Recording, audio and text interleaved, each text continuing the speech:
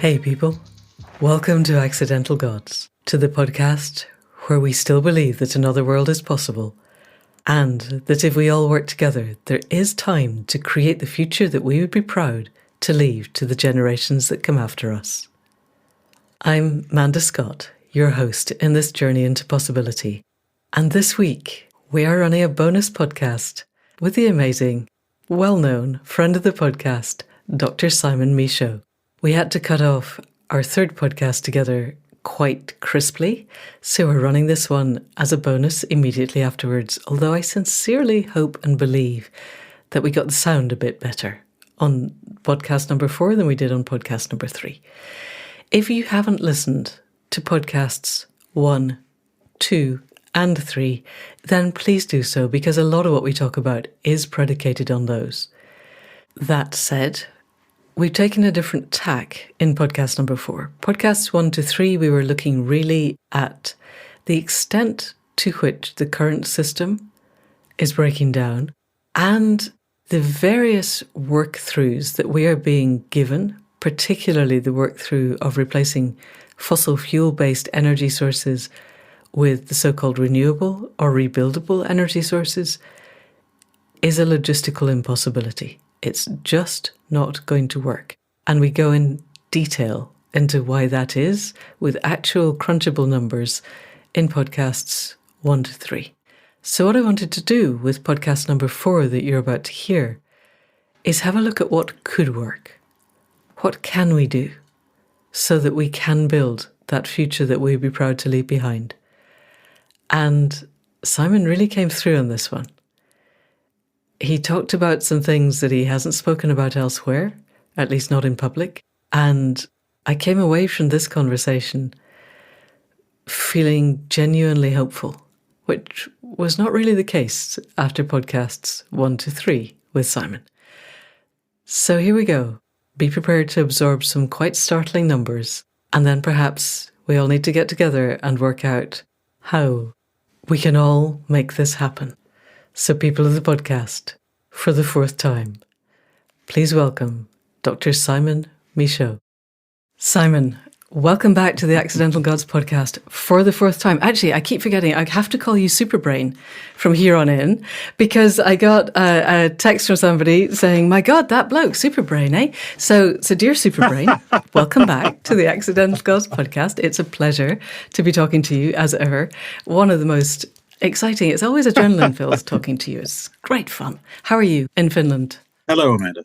Life is good. Spring has come. Yay. For the audience, I should tell you that when I was in school, my marks were average and I barely got into undergraduate university.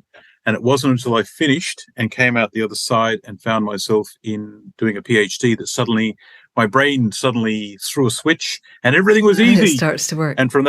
And everything from that point on was easy. Doesn't that say quite a lot about our education systems, that they were not able to throw the switch sooner, because it's quite clearly a high-functioning switch? Yes. Anyway, let's kick into, because we finished podcast number 3 quite suddenly because your machine decided to switch off. So what we were going to do now is you and I are going to map out a future that would work. What we've established so far really clearly in podcasts 1 to 3 is that most of the maps that we have to getting forward are not going to work because the material flows are just not there. In various ways, the energy isn't there and the actual stuff to make things are just not going to come out of the ground in the amounts that we need. So we're being gaslit by people who either know it and don't care, or actually mostly are probably ignorant, because there seems to be the mindset that fundamentally business as usual will trog on, and we'll just swap out fossil fuels and swap in renewables, rebuildables, whatever we want to call them, and the world will carry on exactly as before, where you can go out to the shops and buy whatever you want to help yourself feel better about the fact that everything else is going to shit. So given that you and I want the human race to continue, neither of us believes that total extinction of all human life, in fact, all life on Earth, is inevitable, although I think it's definitely on the cards. We need to understand what that future looks like. Yeah. So we have Michaux's hierarchy of needs, which I think will still apply. We kind of got a bit stuck on power in podcast number 2, but we still know what the hierarchy is. So let's have a run through a future. Let's give ourselves a timeline of, say, 2050. Okay. You and I might not still be around, but let's pretend that we are. Oh, we will. I'm older than you think I am. But anyway, whatever. 2050 feels like it's midpoint of the century. What does the world look like if we've actually followed a decent logistical track between now and then? Over to you. So there's going to be a radical reimagining of every sector at the same time. So we're not looking for a widget that suddenly changes everything, like a new thing that you buy at the supermarket. So everything's reimagined, and everything from where we get our energy from, what form it takes, where we get our food from, who grows it, that has to change. How we do our transport is probably the biggest change. And across the board, it will be less quantity and more quality. We socially will have to change our relationship with energy and with raw materials and with each other and the environment. And while it sounds complicated, that's actually one change, not lots of them. Can you say a little bit more about that? Or do you want to carry on your flow and come back to it? So we'll come back to it. Okay. So if we remember. I've written it down. I will remember. So, right. So we've got this thing where the way this will work, I think, is just certain things are just not going to be in the market anymore. Not going to be a voluntary change. We're already seeing it already. I think I saw an article where China is going to ban the export of rare earth elements. Wow. Right. So that means any technology that has rare earth elements in it cannot be sold outside China. And so, heck and flip. So, as of when? When do we need to buy all the solar panels by? Well, that's an interesting question, because when is the supply chain? Because there's a momentum to this. Whether they actually followed through on that, was it a threat, or whether is it part of going through Chinese parliament or not? You never know with the Chinese. But there is a massive east-west divide coming, and there's you could say everyone involved is done playing games now, and the conflict is going to go to another level. Wouldn't it be nice if we were able to do this without a conflict somehow? Are we going to get to 2050 if we do it by conflict? No, it'll just be more disrupted. The people who run our society have decided that conflict is a good thing. Okay, we need to get rid of them before 2050. Yeah. Well, there was a peace deal on the table in Ukraine, and good old Boris Johnson went in and scotched it. I remember. But it's not just one person though. That is a big system, and the war is a byproduct of a strategy, in my opinion. So anyway, so we're going to see. We also saw over the weekend that I think it was Chile has nationalized all lithium deposits. Oh, well done, Chile. So what that means is the lithium will now be used according to the Chile government on their own terms. Wow. Right. And so they're going to do what Saudi Arabia has. And so all these international mining companies now who thought, well, we've got the money, what's the problem? It's a different world now. And so once that starts, then all elements of lithium and cobalt, and like half the cobalt happens to be in the Congo. That's always been a bit of a touchy zone. Yeah, so I can see someone annexing that militarily. Do you think, because Chile has a history of trying to be socialist and the Americans crushing it very nastily, Allende, and thereafter, do you think they'll let them now nationalize lithium, or do you think they'll just send in the CIA? I think there's a book called Confessions of an Economic Hitman. Yes. It is a video also. I'll put it up. I'll put it in the show notes. It's very good. That is the sequence of events that they would like to try. Unfortunately for them, one of my favorite books was written by an author called Naomi Klein. Yes. Called The Shock Doctrine. Yes. I'd like to meet Naomi one day. Her and Naomi Wolf, they're extraordinary. In the 70s, the Americans tried a whole lot of stuff, and it was very successful. But the people involved in America now remember this. They go, says, we're not putting up with that. And so I think that the traditional methods of the of economic coercion won't work in South America so well because it's now in their culture. They remember this stuff. But there are no good guys, and I think everyone will try to do the same thing. Anyway, so Chile, I think this is only the beginning. If you've got a very, very necessary set of resources for something like energy or food or water or something important, and there's not enough to go around, then various groups will try and step in and take it. And if it wasn't governments, it'll be things like a large corporation. Yeah. And they'll step in and say, we're going to take that now. That's human nature. And so we're seeing the beginning of it. To me, it was apparent 5 years ago. It's only human nature if you think we're all Vikings. You better just give us a very brief of your 4 classes of people. Okay. Just so other people may not know this. There's the inherent nature of the human being where we do want to be nice to each other and nurture each other. But there's also a level in our biology where it tells us to consume all resources in competition with everyone else. So a quick summary, this is just a very basic model I put together where I believe we'll split into 4 paradigms. Number 1 is the cornucopians, people who believe there is no problem or someone will think of something or the business as usual. My whining. Crowd. Yeah, business as usual. Leave us alone. I want to go back to my bank account, please. Yeah, somebody shouted at me the other day about the fact that the Chinese were weaponizing the weather and actually climate change wasn't really happening. And it was all, I thought, okay, yeah, business as usual group. Yes. And so with all sorts of things are being weaponized at us, like our own money is being weaponized at us. So there's warfare at all levels. And so this is why you say, I'm now going to a cave in the wilderness. Goodbye. That's where we're heading, but we want it for everyone. So not that many caves left. Okay, so now we're going back into the cave. I see. So all right, the second group is the group I called the Vikings, but we can now call the Raiders. Colonials. The colonials. The colonials, except they're not going to hand it over to their masters. They're just going to keep it for themselves. Instead of actually making things for the future about what we actually need going forward, they're going to try and take it from other people. And so I'm going to take stuff from you because I want it and I couldn't be bothered doing it myself. Romans. We could just call them Romans, actually, because they... Romans. What did they ever do for us? Exactly. So they're the raiders. And they're the people who will just take stuff until something gets better, not realizing that they're actually destroying any hope for the future if someone else didn't come up with something else. The third group is the prepper community, the people who will attend to the immediate needs of society. They understand that the wheels have fallen off and the conventional ways of getting things like food and water is not going to work. It's community-based in various actions. The healthiest example of that would be the transition town network, but there are various groups of that.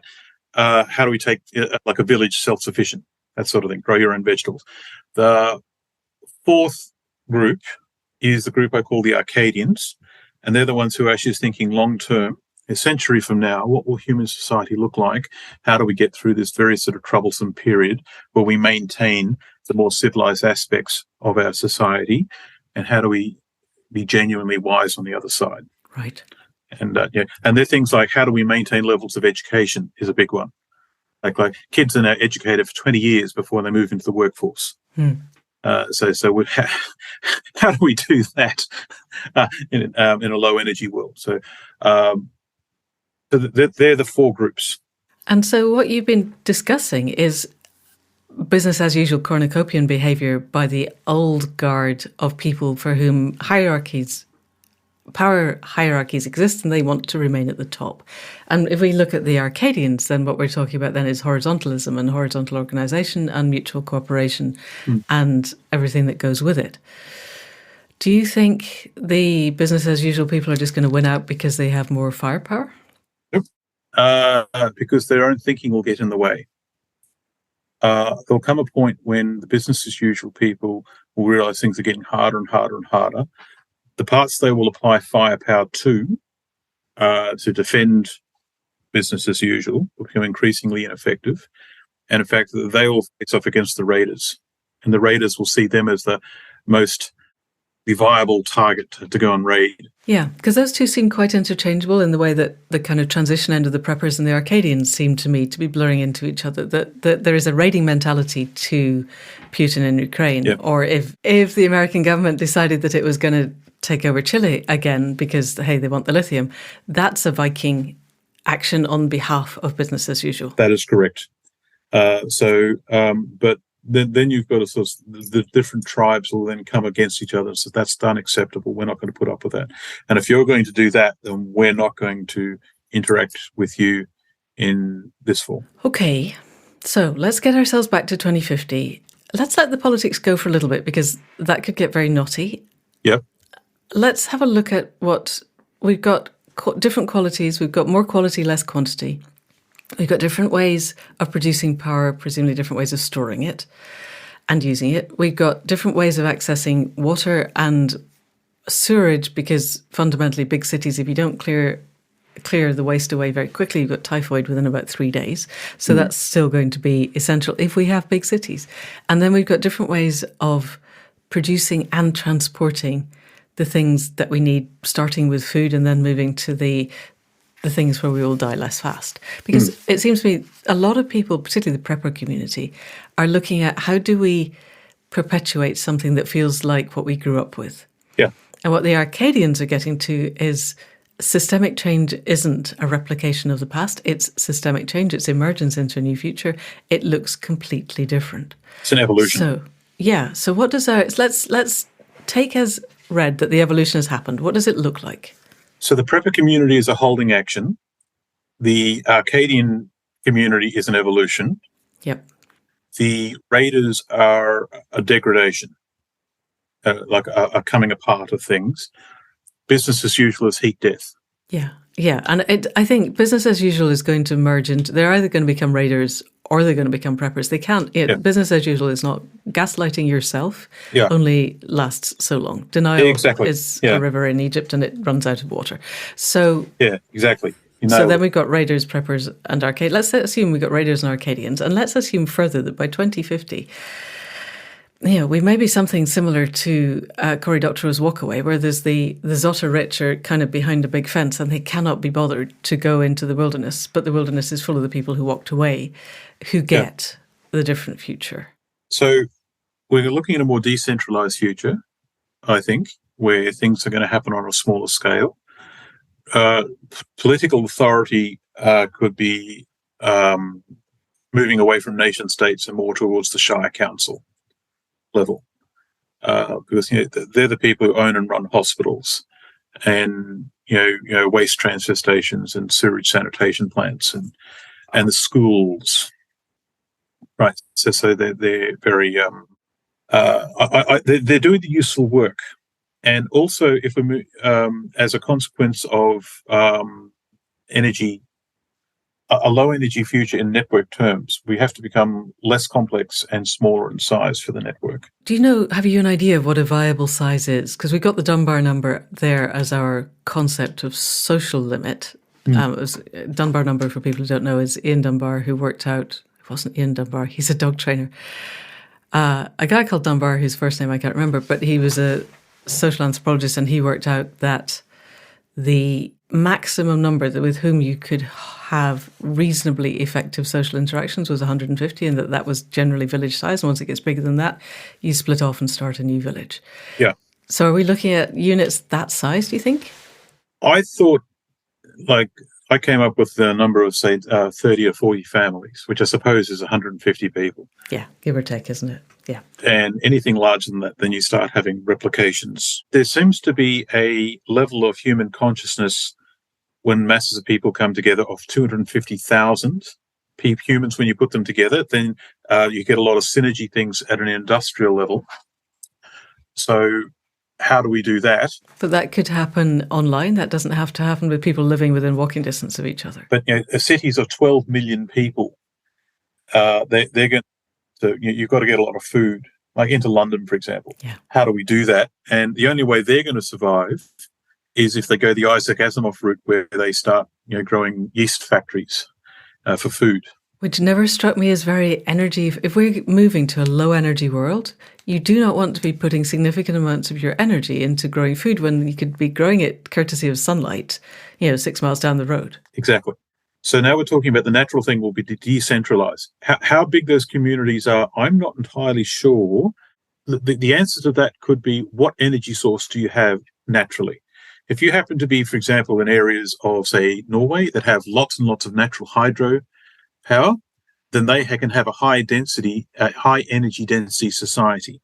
If you happen to be in Iceland, where you've got enormous amounts of hydro and geothermal. Hydropower, can you conduct industrial activity with hydropower? Is it intense enough? Yes, you can. Okay, go on then. All right. Yes, you can. In fact, they do it now. Okay. But you wouldn't be able to mine with the hydropower unless the mine happened to be under the waterfall. You've got to actually transfer the power to the mine somehow. Right. And in theory, I suppose you could, but no one's done it yet. The amount of power that a mine needs is generally around it's like installed 50, sometimes 100 megawatts. Per how long? Rolling. That's the installed, the rolling power. And so you are actually looking at a considerable amount of concentrated power to do it, and it tends to be in the middle of nowhere, often in the desert. And it will require, one assumes, huge amounts of copper cabling that probably won't exist. Okay, so let's drill down into this. Let's take Norway. They've got some hydropower. They've got a lot of wood. They've got biomass, if nobody's going to nick it all. They've got quite a stable culture and, at the moment, quite good governance that understands equity. Mm-hmm. Getting stuff, it seems to me by 2050, the global stocks of, let's say, copper, let's use copper as an index for everything else, must have stabilized, because we will not be able to pour the energy into getting it out, the energy or the water, to getting it out and transporting it around. So we'll have to be reusing what we've already got in some kind of recycling. Yeah. But you only recycle stuff when it's the thing that you're recycling is done with. So there's an amount that's in constant use, and there's a smaller amount that's being recirculated. And that seems to me to be a rate-limiting step. That is correct. So I think we're going to see a reinstitution of the old boneyard. Everything is dismantled. And for use, and the things that are not reusable. Like when you take a car to a wrecking yard, an auto wrecking yard. As a young man, I used to go out to the auto wreckers and crawl over these car hulks to get parts. And that was how I used to fix cars. So, but what they do is a car comes in and some mechanics will go over the whole car and strip it. Anything of value gets taken and put into a shed, like taken out of the weather and put on a shelf in the shed. I think we're going to see that, but instead of actually putting it into new cars, we are going to repurpose all those things. Okay. The alternator and the starter motor from an internal combustion engine is useful. Your computer, if you were to hand it in, there'll be electronics in it that still might be able to be repurposed, but someone's got to pull them apart. Especially if it's been redesigned such that is the case. But I'm vividly remembering in our first podcast together, you holding out your cup of coffee and going, once you poured the milk in, it's no longer the case that you split it into coffee grounds, water and milk. It's become something new. That's correct. And so unless people start diverting a lot of intellectual, creative energy towards separating the milk from the coffee, as a metaphor, in everything that we've got, there's going to be a certain amount that isn't reusable, recyclable, or refurbishable, I guess. That is correct. And so we will lose a lot of resources that way. If we start making things that were designed to be recycled through necessity, we'd start to turn all that around. Okay. The amount of resources flowing into society is about to take a step change down. And we are just not prepared for that yet. So there'll be a lot of human innovation. There'll be a lot of sort of chaos, and a lot of rules and regulations from business as usual will prevent this from happening to start with. Because they want to still have planned obsolescence, and you still need to buy a new widget every 3 years because we make money out of widgets? They want their paradigm to continue. They want their authority to be recognised. We had these rules for a reason. You are destroying civilization by taking away my rules. So this is back to, I have a kind of triad of the legacy media, politics and economics, and they feed off each other in a continuous cycle.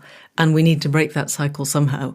Yeah. Such that we can have new governance systems, creating a new economic system, and then business and the media will have to change. But that requires everybody to get behind it. This needs policy shift. So I remembered reading a historical account of biblical Palestine, 2,000 years ago. And in that environment, the average person had completely lost faith in the ruling class. And it was like this amorphous soup of chaos, and no one knew anything. No rules were recognized. It was very close to anarchy, right? And I think, and then we saw something very similar happen in the 16th century, with the witch burning era, with neighbours, reporting on each other. That was anarchy as well, but that was directed. Yeah, that was maliciously directed to shape political power. That's not what I'm trying to say here. I think we're going to be heading into another era like that, where trust in institutions at all levels has been eroded, and things like there's 4 pillars in a relationship. There's love, there's trust, there's respect, and there's honour. And all 4 pillars are being eroded in our society in all things, to the point where the social contract, even between us all, has been eroded. The point where those things are now discouraged. But if we're going to get to 2050, we have to reverse that process. Oh, we will. We will. We have no choice. So these things have a genuine half-life of effectiveness. You cannot have a strategy like that for very long, because people start to wake up. Hang on, I've heard this story before. And there's this, right, now it's a knife between the ribs. Is it a sharp knife or a blunt knife? And so we're not going to put up with this anymore. And so there's a window of opportunity,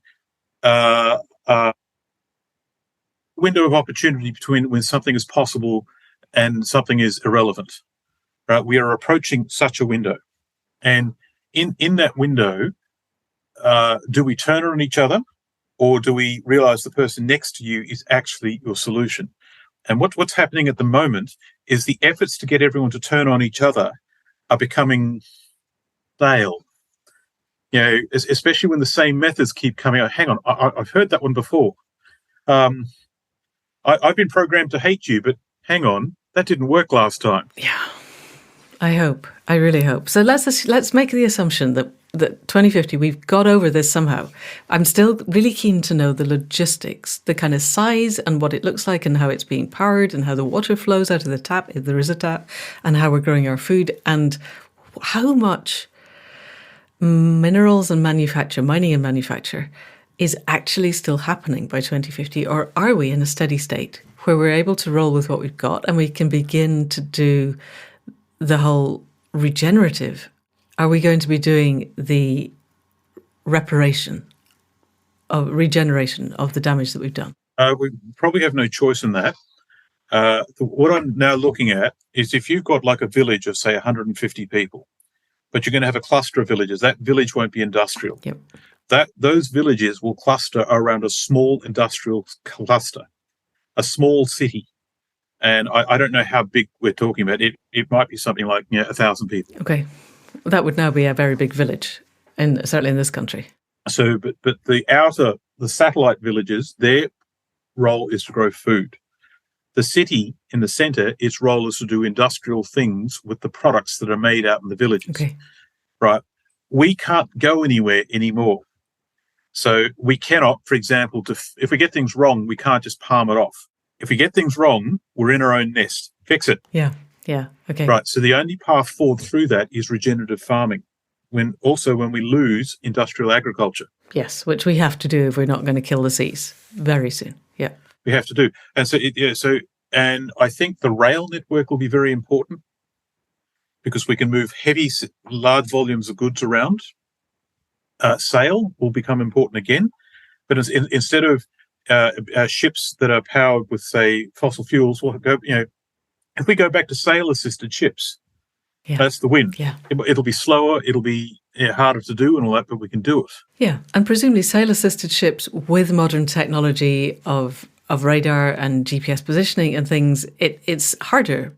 And to get you in and out of port, you might have like say a hydrogen or ammonia system to get you in and out of port. But once you're out of port, you put up the sails and away you go. Yeah. Yeah, something like that. Because I listened to the hydrogen podcast with Nate Higgins, and I know all hydrogen is an extremely inefficient way of moving energy by now.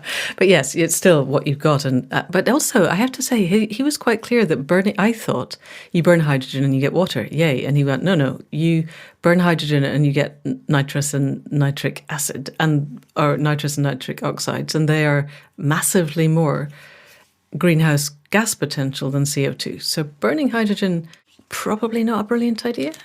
So it's not a brilliant idea on a number of fronts. For example, instead of making hydrogen, you make ammonia and use geothermal to do it, and you're transporting ammonia. Right. Ammonia is a liquid, and the ammonia can be used as a fuel directly. Okay, so it doesn't need pressure and temperature that liquid hydrogen does. No, it doesn't, and won't corrode any containers it in the same way and embrittle it, so you can transport it. Okay, it's not a massive reduction agent. Okay. You can't have a hydrogen pipe, for example. We just don't have the materials to do it. Right. So, but if you had an ammonia system, and then you had a high-tech system to collect any flare-off, the exhaust plume, and that exhaust plume is then collected, and they're chemicals in their own right, which can be repurposed to other things. Right. So this is an equivalent of carbon capture and storage, but for nitrates and nitric. Yeah, but if you do it in a way that doesn't depend on a lot of exotic technology or energy. Okay. Right. And so what I'm saying is that transport network is completely reimagined. Okay. Right. And so what I believe will happen in all sectors at the same time, everything, everywhere, all at once. Yep. It's a movie, right? Yeah, is it? Right. Yes, I haven't seen it. Is it good? It's not everyone's cup of tea, but I enjoyed it. Okay. It's very strange. It's like the scriptwriter was on acid when they wrote the script. That's entirely plausible. And so I'm a fan of Michelle Yeoh. She's an amazing actress, and she's not been given the credit, I believe, for her abilities until now. Right. And I think she won an Oscar for that film.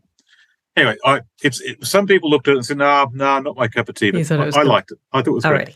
Anyway, so all sectors all at once will be reimagined in ways that we can't imagine now.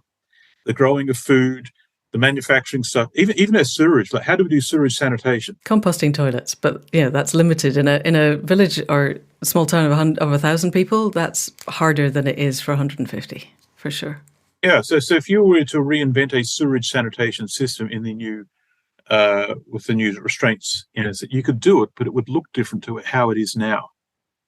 Especially if you have the idea that you've got to somehow process that sewage without dumping it onto your neighbour.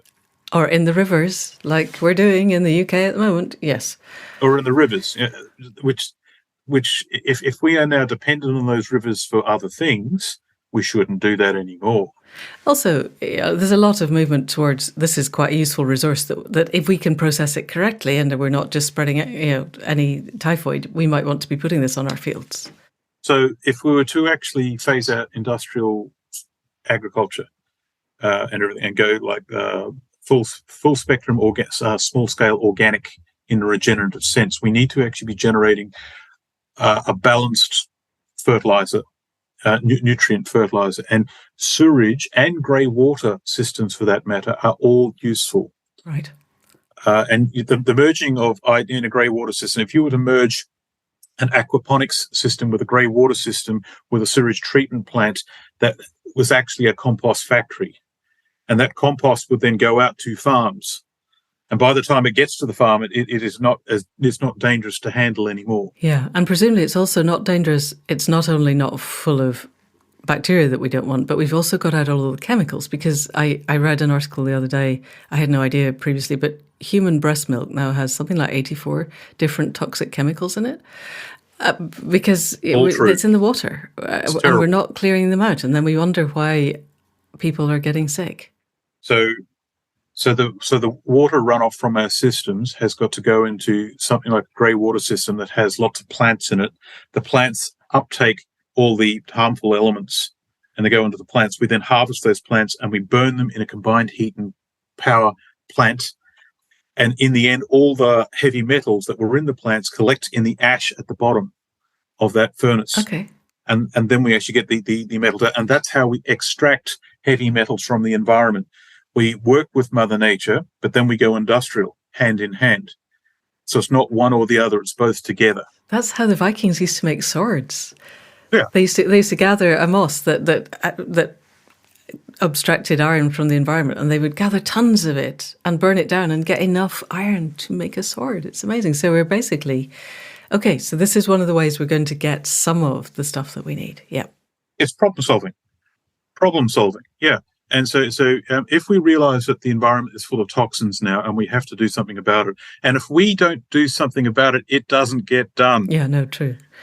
Okay. And so we have to use industrial or technology somehow within the restraints that we are now working with.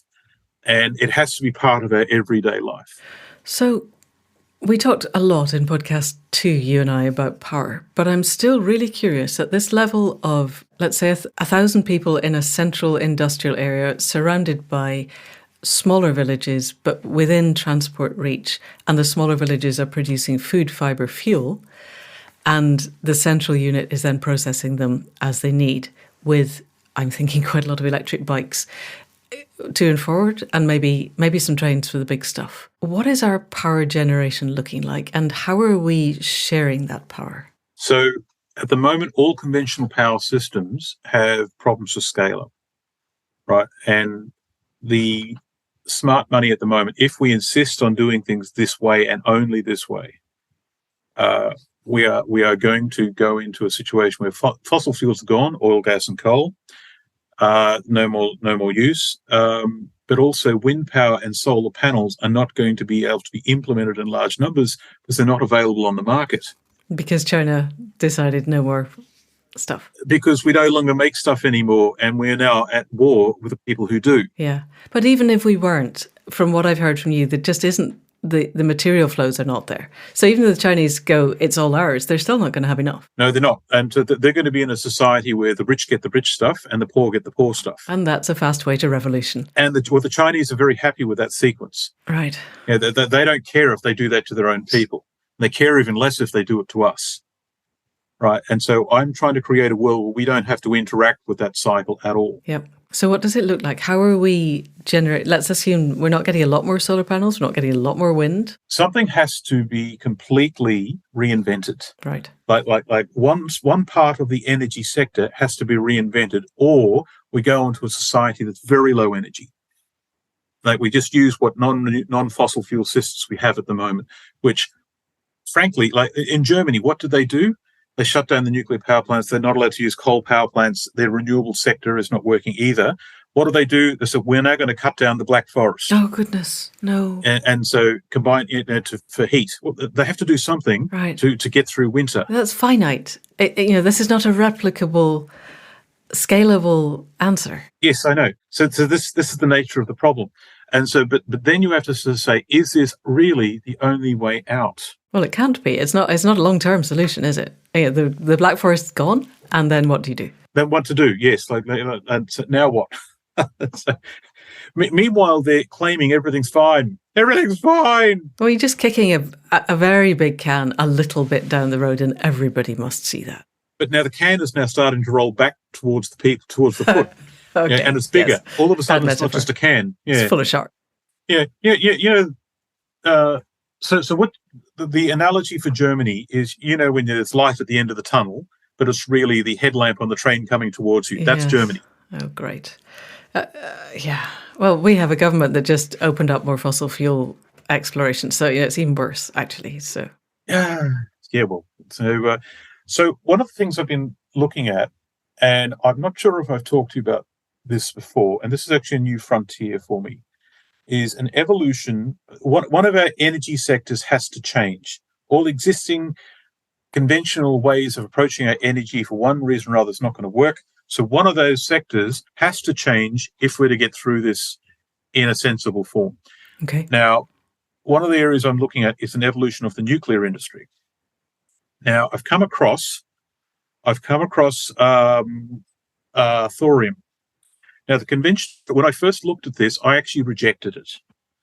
Right now, because the way thorium is presented in the literature, in the official reports, is thorium solid fuel. It's okay, but it's not practical. And the problem is, you've got your thorium in balls you got thorium with graphite on the outside. You put it in the reactor. There comes a point when you've got to get the fuel out of the reactor to clean it. And if you don't clean it, the thorium that's got energy is locked inside the contaminated ball. Okay. And so while it's really, really radioactive, you've got to process it. You've got to take it out of the reactor, process it, and put it back in. It's a pain in the ass. And so people go, yeah, you know what, this is not worth the hassle. Uranium is more effective anyway. Okay. All discussion for thorium has been directed towards that. Right? When actually one of the Generation 4 energy systems is called liquid molten salt. Okay. So molten salt thorium reactor, or it's a liquid fuel thorium reactor, LFTR. Okay. And what sort of temperature is thorium liquid at? So it's not we're not liquefying the thorium itself. It starts as a salt. Oh, okay. So at a mine site, you get the thorium, you put it in a salt, usually fluoride. Okay. You can put it in a chloride salt, but if you put it in a fluoride salt, it's less corrosive inside the reactor.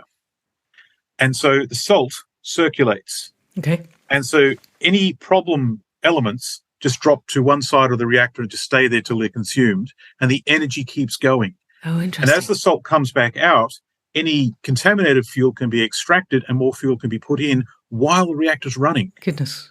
Okay. Is this being done on an industrial scale anywhere in the world? It's been done in It's been done in the United States in the 1970s by the military.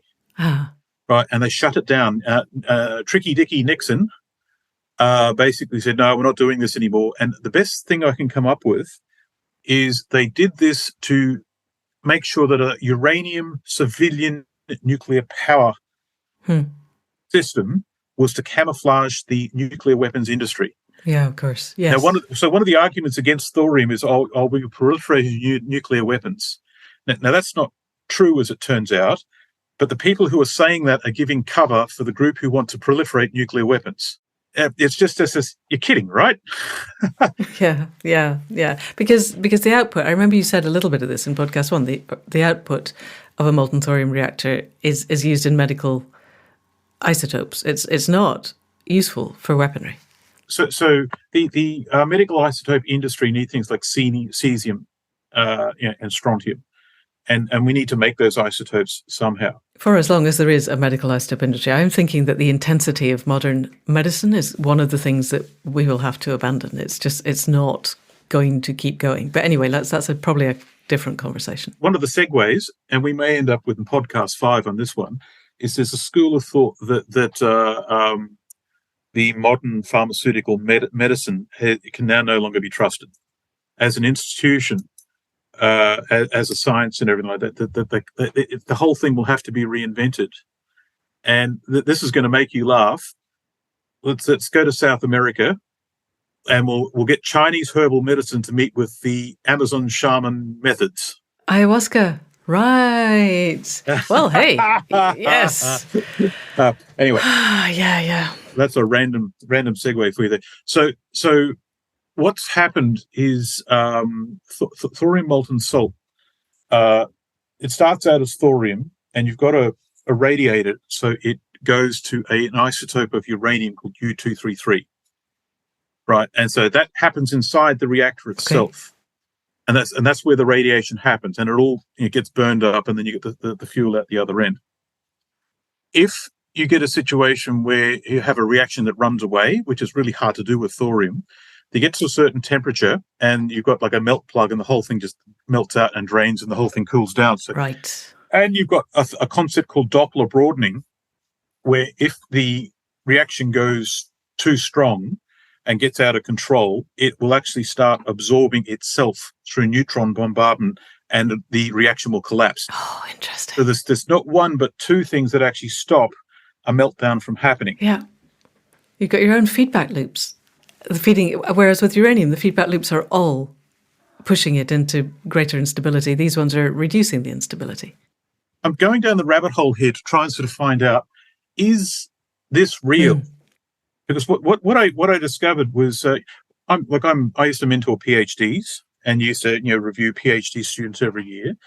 And there's a way to, when the PhD student's trying to gaslight you in trying to sort of tell you everything's fine, just sign the form and let me live. Yeah, I will have a thesis at the end. It will be worth it. Yes. Or are they bullshit? Yeah. Okay. That language was visible to me in a lot of these thorium reports. Okay, so now we have to work out what is it they're hiding. So it's circular reasoning. It was circular reasoning, and all discussion about liquid thorium salt was quietly diverted into solid thorium fuel. And then they would downplay the whole molten salt thing.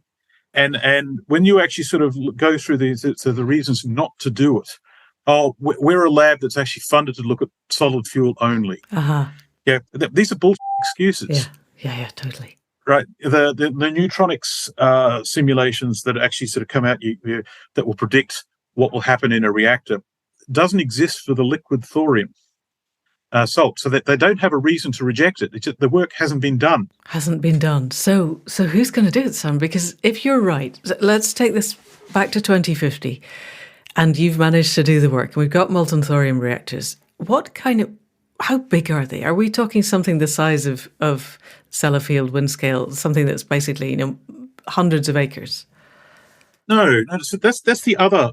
This is the other odd part of this story. When I think of a nuclear reactor, when I first came across this, I'm thinking about a complex that's like massive, hundreds of meters tall. It's massive. It's expensive. It takes 30 years to build. It's got so much concrete in that we're just going to blow our fossil fuel budget just making the concrete. And the locals hate it and all that. Right. So the Chinese have actually made a small modular unit, and it actually is it's up and running and it's stable. A molten thorium modular unit. A molten thorium modular reactor. Right. So this thing is 2 megawatts in capacity. It looks like I've got a photograph of it. I can send you this photograph if you like. That looks like it will fit inside a single shipping container.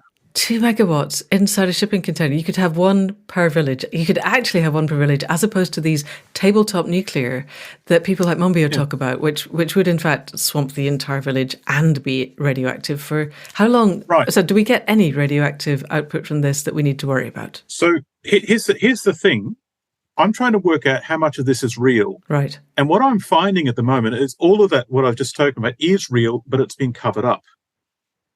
Right. And it's actually the nuclear weapons industry that has been holding this back. Even in China? So the Chinese have been trying to do it, but they've been lobbied by the US government not to connect that reactor to the power grid. And they're listening because? I think, no, they're in a conflict at the moment. Yeah. And that conflict will go to a different stage. And when it does, it doesn't matter. And then you've got to think, well, the Chinese, they're just going to do what they're going to do. So, okay. So the amount of, you look at the uranium cycle. I think I actually, I did some calculations. So we're going to generate 10,000 gigawatt hours of electrical power over a year, right? Mm-hmm. Now, if we're going to do this with the uranium, we would start out with 278.8 tons of yellowcake mined from 123 million tons of ore at, say, 0.5% grade. Whoa, hang on a minute. 123 million tons of ore. How long does it take to mine that? That's a couple of months. Oh, really? These mining operations are huge. Wow.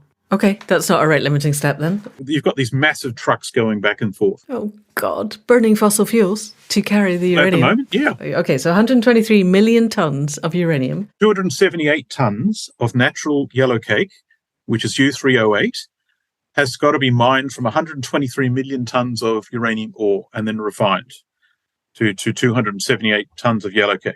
Right.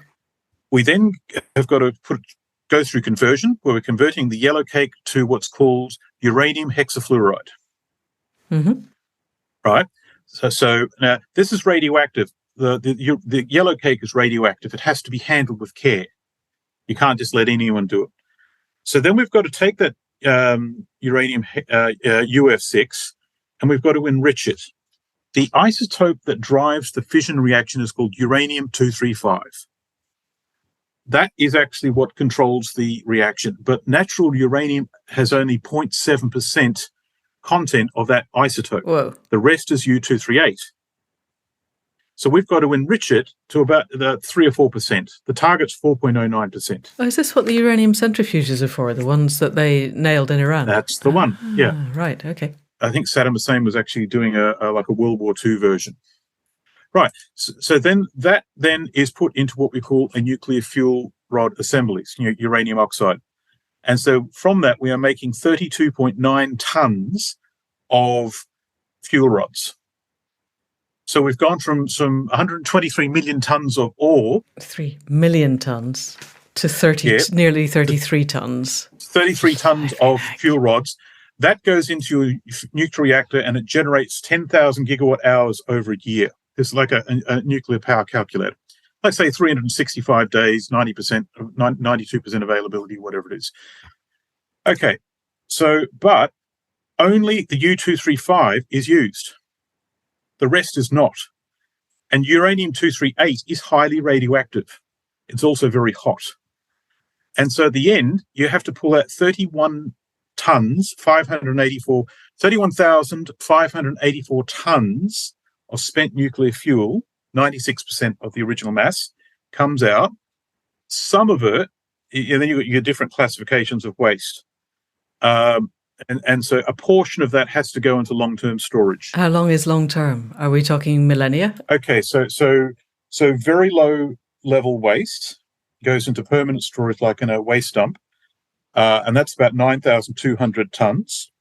Wow. Low-level waste, 21,824 tons, goes into storage for 300 years. Intermediate level waste, 347 tons, that's about 3,000 years. Whoa. And the high level waste, we're talking 19 tons, that has got to be stored for 100,000 years. 100,000 years. That's a third of the total evolution of human history. And the idea that we're going to have a stable society 100,000 years in time. Somebody thought this was a good idea. Yeah. So it was the military. It was the military people who actually did. Right. So now let's look at the thorium. This is not solid fuel. This is liquid fuel. So what we do is, so we're going to start with the ore. We're going to start with 280 tons of monazite mineral sands. Okay. From that, we're going to extract out 1.45 tons of natural thorium oxide. Are these radioactive? Do we have to do this very carefully like we did with the yellow cake? So it's mildly radioactive, okay. But only mildly. Like the hazards for storing thorium salt, the hazard sheet says put it in a plastic container that's sealed off from water.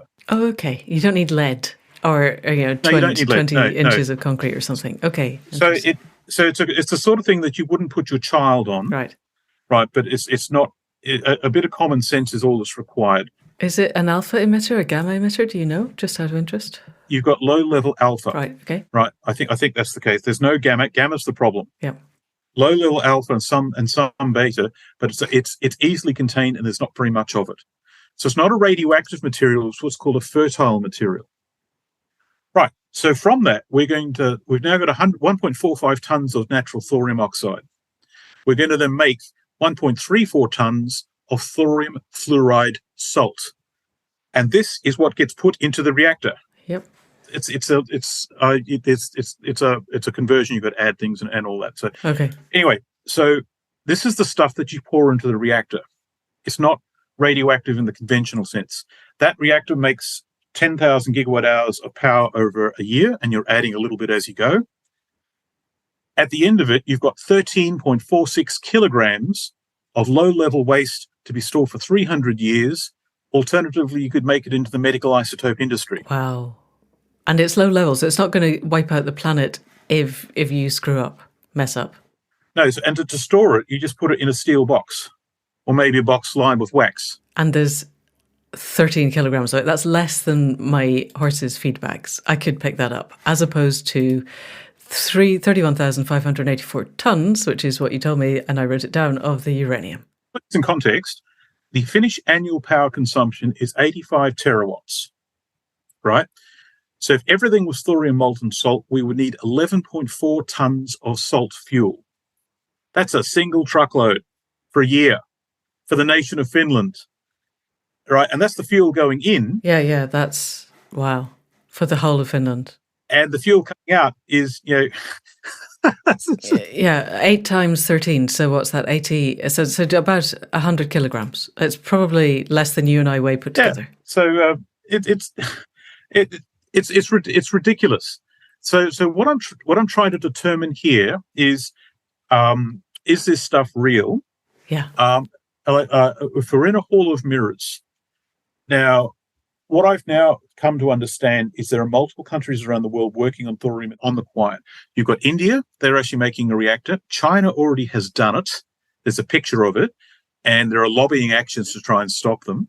What's interesting is America is actually working on this on the quiet, and they're trying not to tell anyone. I'm now in contact with a group called the Thorium Network, and if you're interested, there's a guy called Jeremiah Josie who talks about this sort of stuff, and he's one of the people that promote this idea. And I've been sort of trying to determine, is the stuff he's telling me correct? And so far the answer is yes. But if that's the case, the predicament we're in at the moment need not have happened. No. Although, to be fair, our predicament is not just a power predicament. It's also a total pollution of the planet predicament. We've broken so many boundaries. It's not just the fossil fuels. But even so, the fact that we're generating nuclear fuel that has a 100,000-year half-life, or we could have this one at 300 years max, or we turn it into medical isotopes. It's actually criminal. So what used to really concern me was the idea of a conventional nuclear power plant at every mine site, and that's what was proposed in the mining industry, because that's the amount of power they need anyway. And their brilliant idea was to put all that spent nuclear fuel into the waste dump. Back into the mine. Right. And they don't. That's not appropriate. They don't quite understand that that's not appropriate. And then you've got the idea of your average Shire council has one of these smaller nuclear reactors. Yes. And so the probability of a Homer Simpson just goes up. and also, it's they call them tabletop nuclear reactors. I'm going, that's a very, very big table. Yeah. Because however small you want to make your uranium nuclear reactor, it's not going to fit in a shipping container. Right. It's not going to fit in 10 shipping containers, whereas this could. So what worries me is this has been repressed. But if we want to make the thorium, where do we get it from? Usually thorium's a waste product in the existing nuclear industry. They don't want it. Okay. There are stockpiles all over the place they don't know what to do with. Okay. It's a waste product or a penalty element in any rare earth mine.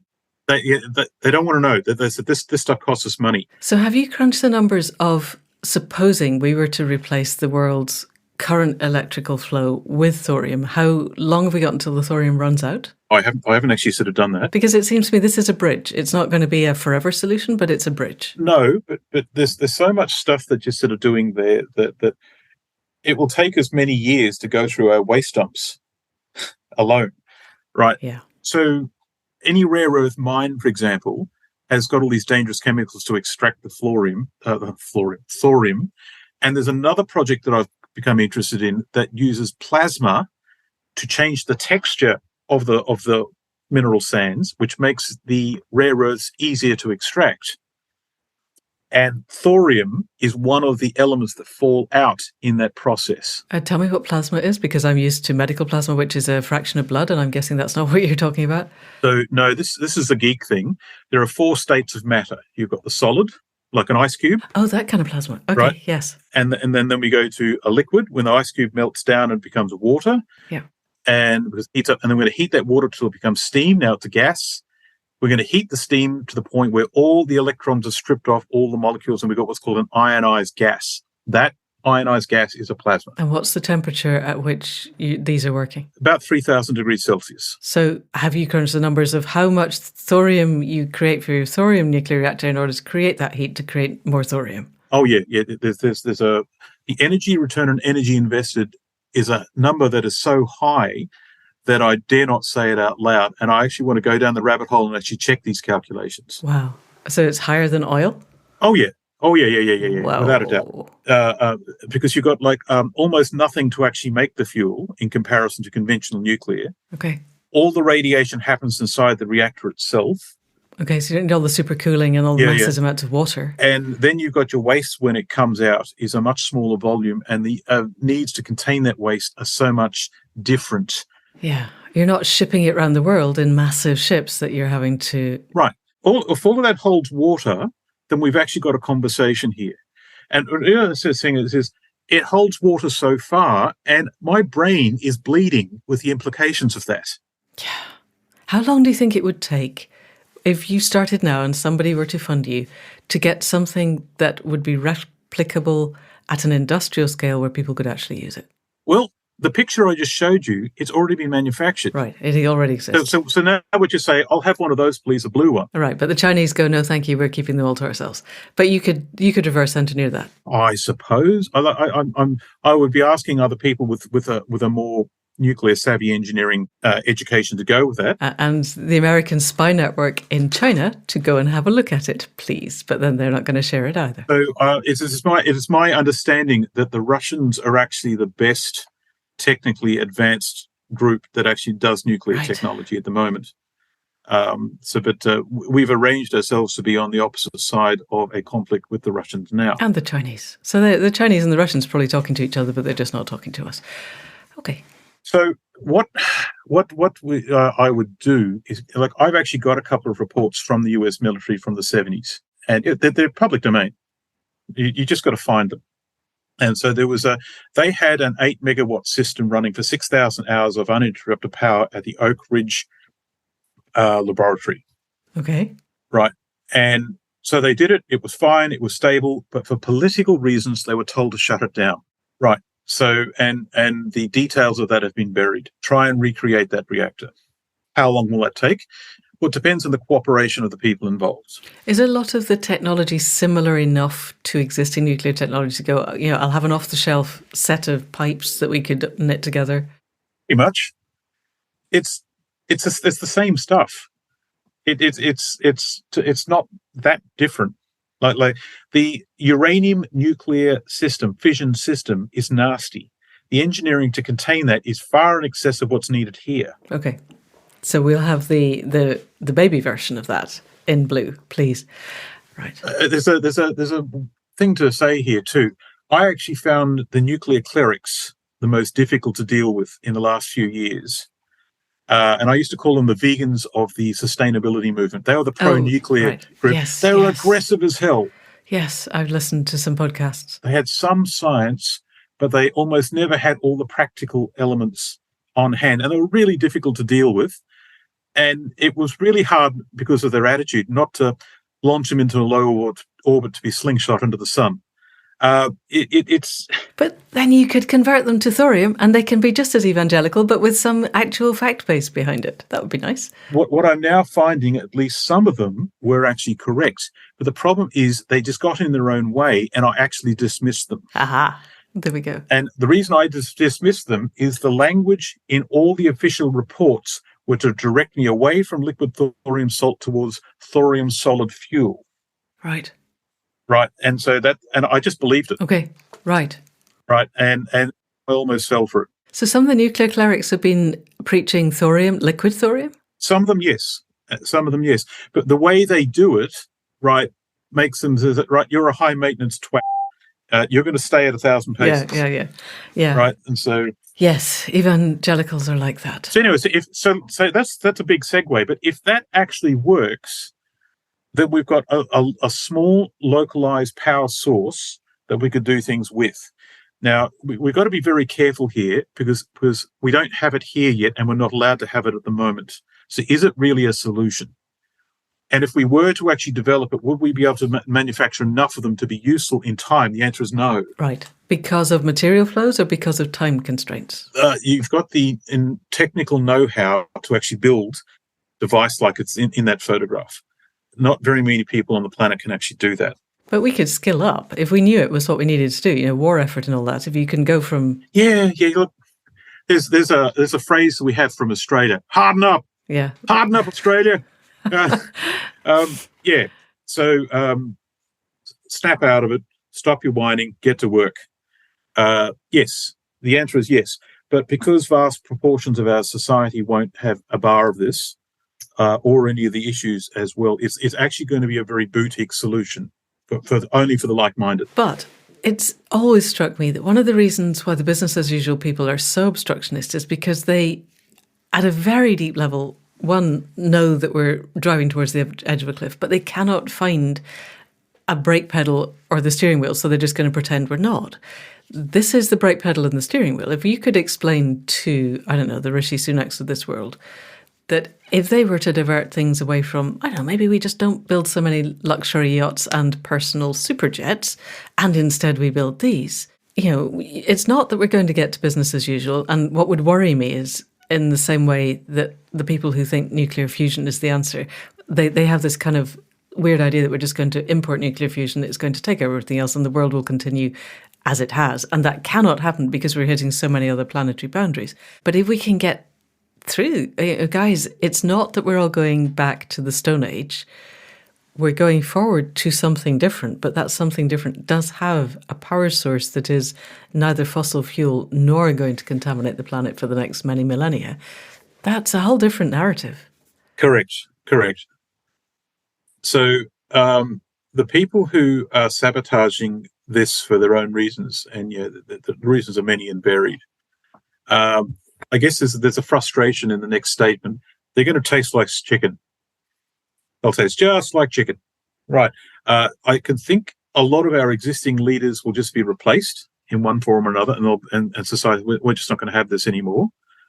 And there's going to be a period of time when society will actually go through its archives and say, well, how many of these ideas could have worked but were scotched for economic reasons or political reasons or military reasons? Yeah, those three being neatly wrapped together to be almost indistinguishable. Yeah. You clowns. Yeah. We need rid of them. I mean, we know this. We need a whole new political system. We need a whole new economic system. So back to the energy. If, let's say, the lithium thing doesn't work, I've got high hopes for it. I'm still going down the rabbit. I still am having trouble believing what I'm seeing because it is so simple. And I'm really sort of second guessing. Have I got the science right? What am I missing? And it turns out the politics. Right. So anyway, but let's not depend upon that. Another thing that might come through is what we call deep geothermal drilling. So if we can actually drill holes into the crust really deep, quickly and easily, then geothermal power can be a game changer. Okay. Right. And so that is a technology breakthrough that may happen. How deep do we need to drill for that to be relevant? 7 or 8 kilometres, maybe 10 kilometres. That's very deep. And that's going to take a lot of energy to get down that far. To do that. But again, the energy return over energy invested, have you crunched the numbers on that? Unknown. Okay. Unknown, because you've got the thing where you drill a hole and you may not have the heat down there that you thought. How could you not? There are pockets of heat in the crust. It's not just a sphere with layers on top. I always imagined it like a gobstopper. You go down you go down to the blue layer. A gobstopper. And there we have it's hot. Okay, right. So you can think it's hot, but it may not be as hot as you need. Right. That's the other thing. Like there's a temperature gradient. We think it's not till you get down there and have a look. Right. And then the geothermal systems in Cornwall that they tried, you can get the holes down there, but then you've got cracks and faults in the hole. So lots of steam coming up goes into the cracks, not up the tube where you want. And then do you create earthquakes as per fracking? And so I don't know. If you set up a geothermal plant correctly, it's actually less intrusive. Fracking, you have a hole drilled in, and then you're going to actually explosive charge will then break a whole area, which will then settle and crack, and then pressure is relieved. And if you do that in a whole region, then the earth wants to shift, and that's how you get your earthquake. Yeah. You also, as far as I can tell with fracking, you're contaminating the water table for the rest of the duration of this planet, which is not a kind thing to do. Are you contaminating water table with the geothermal? So not that I know of, because you're putting in two holes, and they're going down and they're lined. Okay. Right. And if you are interacting with the water table, you're not putting anything into the water table that's nasty. Right. Okay. Whereas fracking, you're pumping chemicals down the hole. And they won't tell you what the chemicals are because that's a trade secret. Yes. So I used to be an activist in Australia with a group called Lock the Gate. Well done. And there was a region that I used to live in called the Scenic Rim. And they made a documentary called Fractured Country, which describes that whole issue and how the local government decided they wanted the royalties and collaborated with foreign capital. And the people on the ground found themselves at war with corporations and the governments. And they even changed the law and the legal language so it wouldn't be managed by the Mining Act. And so the people on the ground had no idea what was happening. And for every 10 operators, 9 of them were Chinese and the 10th was American. And so all the gas was extracted out for export, foreign investment. And in Australia, they took all the gas out, but then they wouldn't sell it back to us because they had a gas shortage and it was more money could be made elsewhere. And so we had a gas shortage. If we get to 2050, the historians looking back at our era are going to wonder how people could be both so venal and so gullible. But anyway, let's not go there because we're running out of time. It seems to me that, so what we've got too is little industrial units of around 1,000 people, based around whatever industry is useful in that geopolitical area, with satellites around it of villages of 30 to 40 families. And each village could potentially, maybe, if Simon is right, you're going to be a saint in the future, Simon, not just superbrain, saint superbrain, molten thorium reactors in each of these little villages. So if that's true, I get assassinated. Oh, yes. No, we'll avoid that one. Okay. You'll just be a god then. Gods don't have to be assassinated. God superbrain, who's created the molten thorium reactor idea. Yeah. I'm suspecting we're going to run out of copper or something to transmit this, but we'll worry about that at a future podcast. So we will have to actually, we will have to actually source our raw materials differently. And one of the sources would be where all of those raw materials we've already dredged up already, where are they now? And so a lot of our rubbish dumps and a lot of our existing cities and a lot of our existing technology, like internal combustion engine cars, they're rich environmental sources of I'm talking about a form of recycling, but what we call recycling has to be completely reimagined. And so we're going to have an era of pulling everything apart like a boneyard and repurposing everything to new technological outcomes. Like you might make a water purification out of parts from a car. So there's going to be a whole new set of creative ideas and networks of creative people going, hey guys, I had this new idea of what you could do with an old carburetor. Look, you can make it into this. Now you have it right there. So, and that society is going to reinvent everything. And the norm is going to, I come up with a new idea and everyone says, that's great, let's share it. Right. So everything's open source. So open source along with the diversity of ideas, because so much is going to be needed and they don't know what's going to work and what's not. And so there's going to be an environment of let's try stuff. And if some of it works, then we'll be okay. So you're going to put the molten thorium reactor open source when you've got it all sorted? If I could, that's an interesting question. So that's an interesting question. So, like you cannot actually. It's not really feasible to turn it into a nuclear weapon. You've got to turn it into uranium first, and you need a reactor to do it. Right, and then once you've got it into the uranium, the isotope only lasts for 28 days. So there are not ethical constraints to its being open source? I'm not entirely sure if that's correct, but there's certainly less ethical constraints. If you were to make a nuclear weapon, it'd be a dumbass idea to try and use thorium when you can just use uranium, which there's plenty of anyway. So the ethics of that has to be thought through and probably discussed amongst people who know what they're doing. Once again, I've just stumbled on something by accident that appears to be quite interesting. You would probably want to talk to the Thorium Network leader, Jeremiah Josie. I have his contact details. Yeah, I've got his name down. Yep, that'd be grand. Simon, I think we're going to have to finish because, all right. First of all, I'm sure you have other things to do, and second, we are so far over time. Again, that was amazing, really amazing. I feel hope-filled for the first time in quite a long time because it feels to me that there's our window, and if we can see the window, we can get there. So thank you for drawing back the curtains on hope and possibility.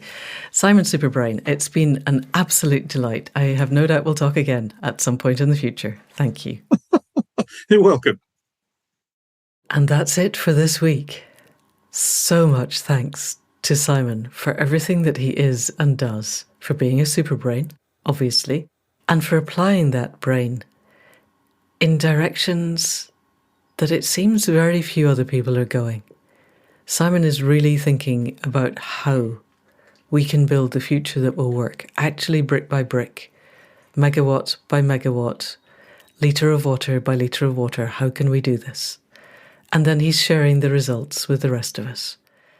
And as I said at the top, this feels possible. I don't know how, but it's the first time I've really seen the window and felt that there was a route through to it. So I will be working on the stories that we can build around this. How can we write the novels, the film scripts, the poems, the videos, the op-eds in the newspapers that will veer us away from business as usual? That's the first thing we have to do, is stop the gaslighting, stop people thinking that our current way of doing things is the only way or is a durable way.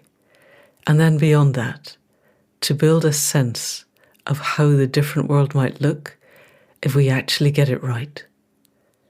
It feels very exciting. I think I said that before, so I'll stop.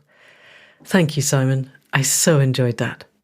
We will be back next week with another conversation. And in the meantime, as ever, thanks to Cara C for wrestling with the sound and for the music at the head and foot. Thanks to Faith for wrestling with the tech and for the search function. I'll stop mentioning that eventually, but I'm still very impressed by it. Thanks to Anne Thomas for wrestling with the transcripts. And thanks to you for listening, which I hope involves no wrestling at all. And if you know of anybody else who would really like to get to grips with the future that we could build, then please do send them this link. And that's it for now. See you next week. Thank you, and goodbye.